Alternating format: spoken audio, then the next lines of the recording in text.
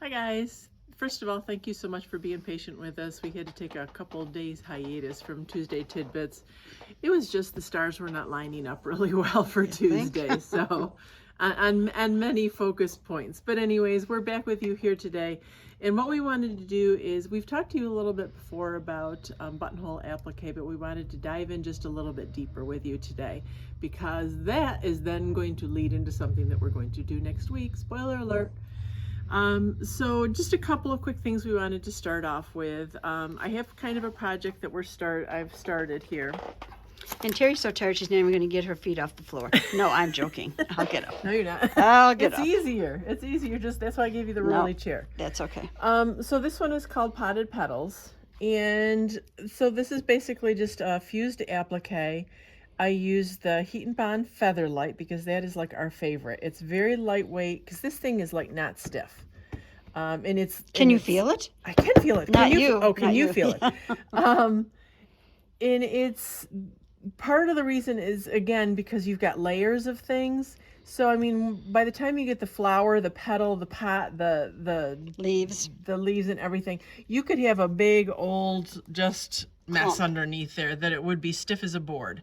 So the Heat and Bond Featherlight is one of our favorites because it really helps alleviate that bulk. For cotton applique. Yes, for cotton applique. So I find I do that a lot, just repeat what you said, but that's okay. Anyway, so I've got this all. If you haven't ever done fusible applique before, there's instructions on the thing, but yes, very quickly you just trace off your pieces from the pattern, fuse them onto the fabric, make sure they're reversed. Right, if they have to be. Trace them onto the fabric, iron them on, cut them out, peel off the paper, iron them on here. So that's what we've got set up going here. So what I have done to start off, because this is a small piece, I started out with doing just a little bit of rudimentary quilting just to kind of hold it in place.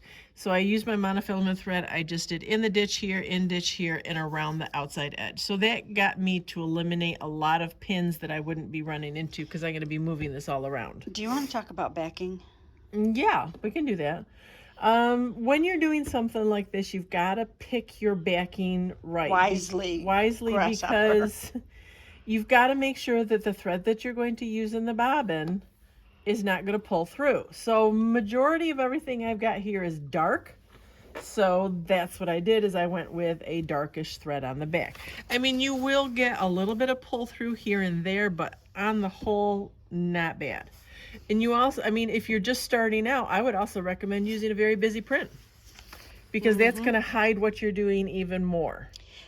And this is all premised on the fact that you want to buttonhole it as you're quilting it. Yes. So you are stitching through all three layers, the batting, the backing, and the top, and you're doing your buttonhole, so it alleviates having to go back and quilt.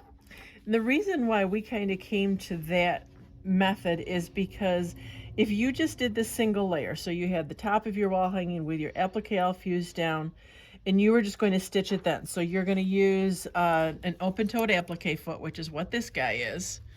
And the reason for that is you can see that it's very open. So if you're stitching like this, you can see exactly where your needle is, because your needle is going to be stitching right in here, and you can see exactly how your stitch is going to be made.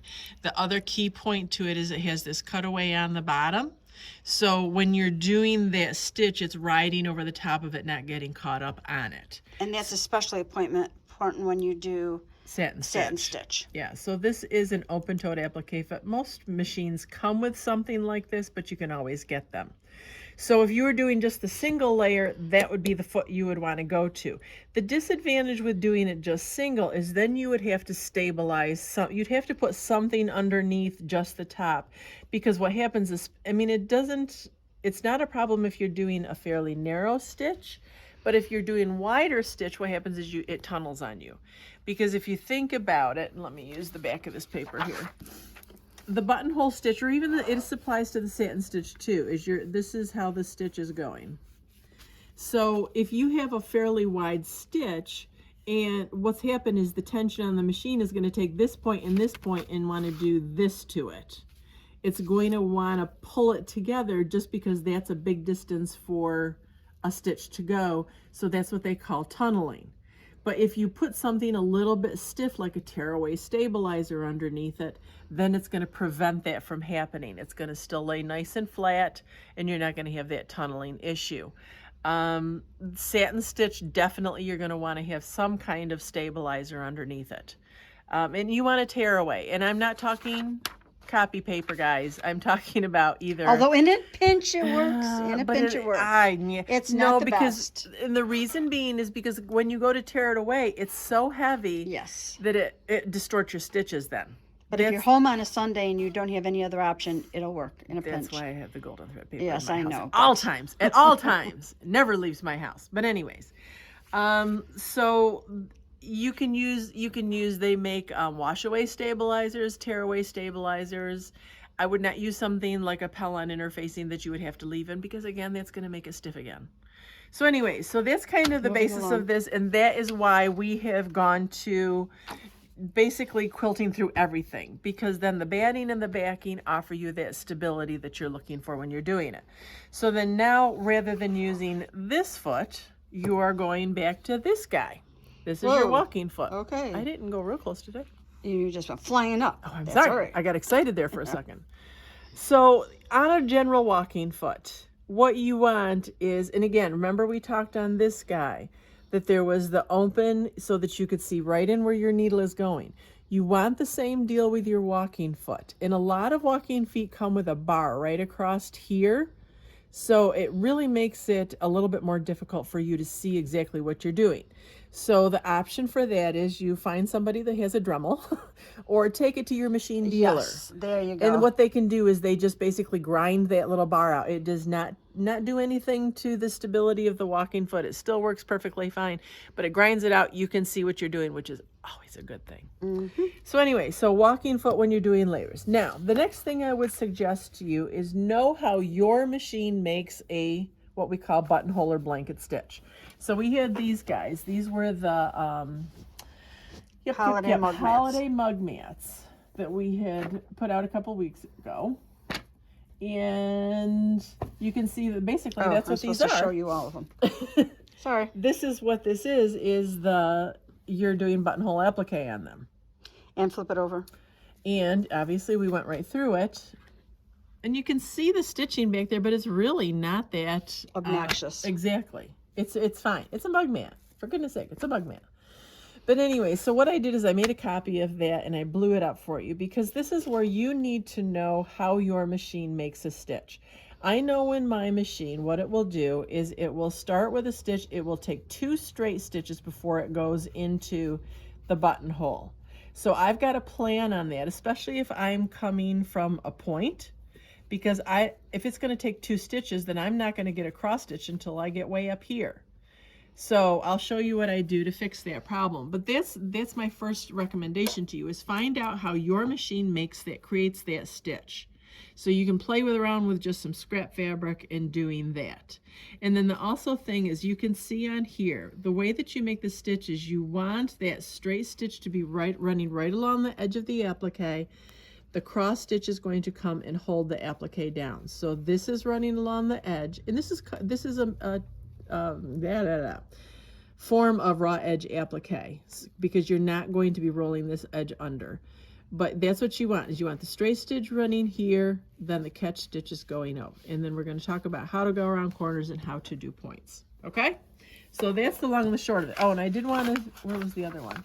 If you don't have this stitch on your machine, which a lot of, not every machine does, but that's a good reason to upgrade it in my book. And we call it a buttonhole stitch, but it's not to create buttonholes. I mean, some people call it blanket stitch too. So it's however you want.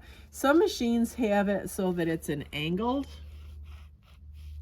That one will work also. You can use any decorative stitch if you want. And that's what I was going to say. You can use any decorative stitch that you want. And this one is a feather stitch. So I did the straight part of the stitches along the edge, and then it comes where it shows. It doesn't really show. Maybe up here on the lighter part. Yeah, if you can see, it's stitching on both sides. How about right down here on the dark by the stem? You can see it right there here. You go. So you can see it's going on both sides, so I'm but it almost gives a little feathery look around the outside edge. So you can use, as Terry said, any any decorative stitch that you want. But you That just you've have never to used before. Yeah, now's the time to dig them out. Yeah. But you want to make sure that you're holding that edge down. That's the whole point behind it. Looks like pine needles. It does look pretty neat. That's a good thought.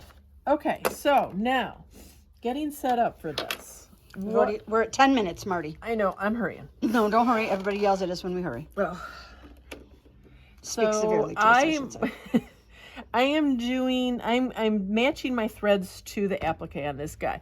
If you get some primitive stuff, you could just do black, but this is not a primitive thing, so that's where I wanted to go a little bit. So I'm going to do the light gray parts. We're going to do just this round one first because that'll get us going. Can we talk about if You your talk machine? while I thread. How's Okay. that? If your machine has the option of reverse, is that what the stitch is technically called? Oh, mirror image. Mirror image. That's what it is. Yeah, mirror image. Sometimes that comes really in handy because sometimes it's more convenient to go clockwise, or it's less convenient to go clockwise, whatever. So again, if you've never played with that on your machine and it's on there, now's the time. Use it. That's Right. what it's for. Don't let it sit there and get all rusty and dusty. Right. You need to utilize what you've got. You paid for it. Use it. Use it. Okay. Now I'm going to try to do that thing where I go in, but I hope I don't Yes. make you all sick. Now what? And it's not working anyway, so that's okay. Oh, I mean it's not working. Oh, I just made it work. Ta-da! Okay, let me get my threads back here. All right, now one of the things, and again, this is going to apply to my machine, and this is where I said you've got to figure out how your machine makes this stitch.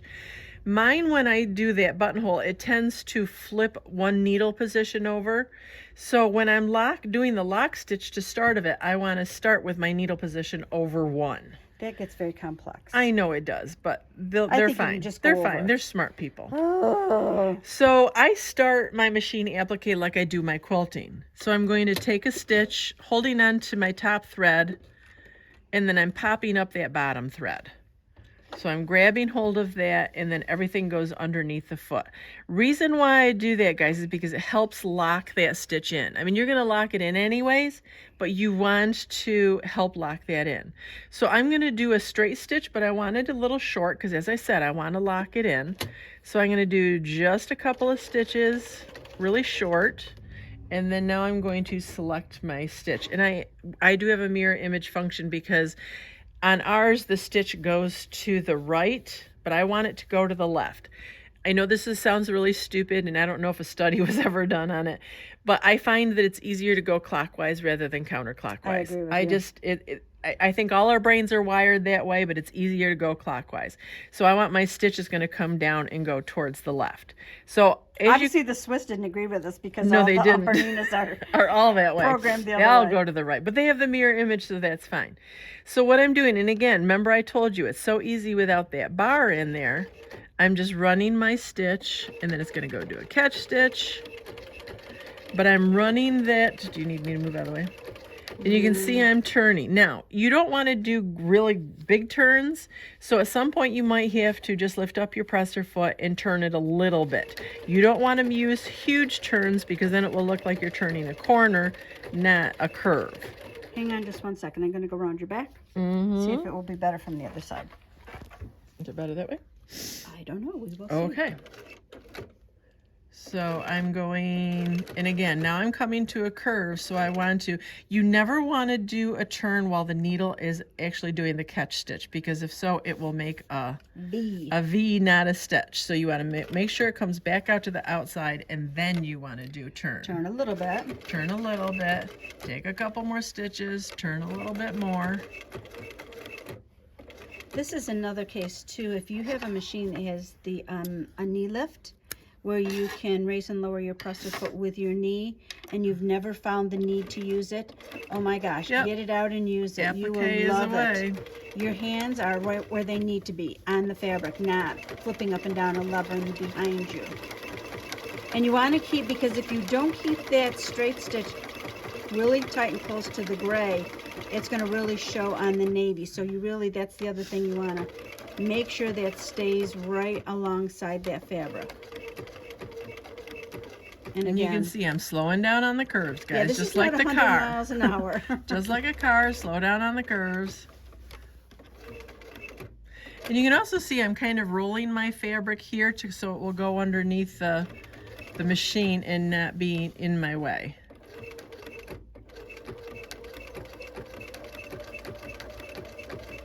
So now we're okay, yep, we're almost done. So now I'm back and I'm ready to end it off.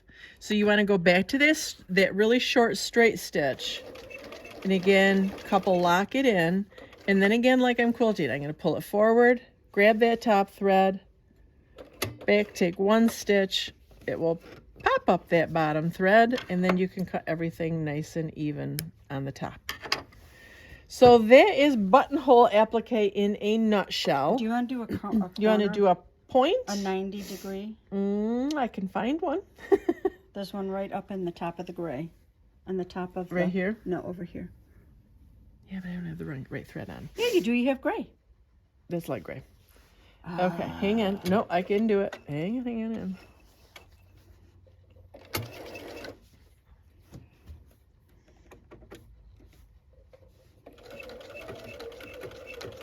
Okay, so when you're coming up to a point, I'm going to be turning to my right here.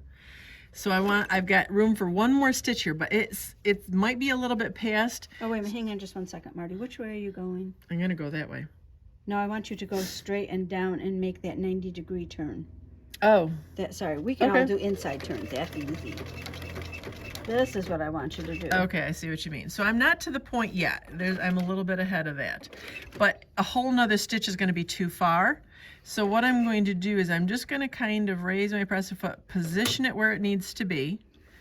I'm going to turn it 45 degrees. And can I talk? Okay, you tell your way, and then then when we go to the next corner, you want me to do your way? Yes. Okay, that's a all good right, idea. you take one stitch. An angle stitch. And you come back, and then you turn it the rest of the way and continue on.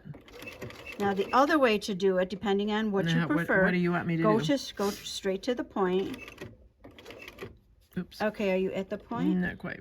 Okay. No, I'm at the point. All right, now you turn it 90 degrees. 90 degrees?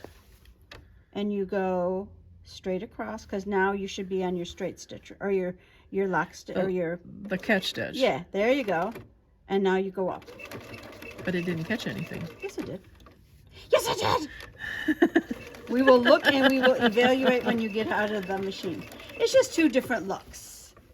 So I sometimes think that it's a little bit less obvious if you do it the second way, but it's not always necessary. Sorry, it's habit. I do know. I do it that way. I know. Sure, and I'm the old dog, and you. I know. Okay. So if we look at this closely. Get my threads out of here. Oops. So you see there's the catch stitch. Yeah, one did an angle and one just did a did straight. nothing. Right. So you can choose whichever way you want to do it. It matters not. You can do every other one. We really are not the applique police. So anyways, that's kind of what we wanted you to talk about. A little bit more on machine buttonhole applique. Wait a minute, Marty, your face is so big I can't stand it. There we go. Yeah, do get me down proportional, please. I got a big head, but...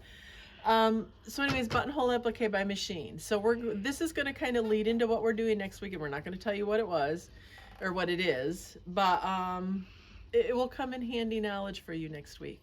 Well, and forever of the rest of your life too. Yeah, and it is one of those things. I mean, if you like applique or like the idea of applique, having that buttonhole stitch on your machine is like priceless. Yeah, it really is a good thing to have. Christmas is coming. As my mom used to say, Christmas is coming, tra-la, tra-la. Yeah, and that and the knee lift. The knee lift, yep. Yeah, they are invaluable, okay? All right, so I think hopefully next week things will be on time. calmed down. We'll be on time. Okay, thank you, bye. Oh, wait a minute, do you want to say anything about the fabrics? The fabulous fabric finds are on the website. We've already gotten some orders in today, so get it before it's gone. $8 a yard. Bye.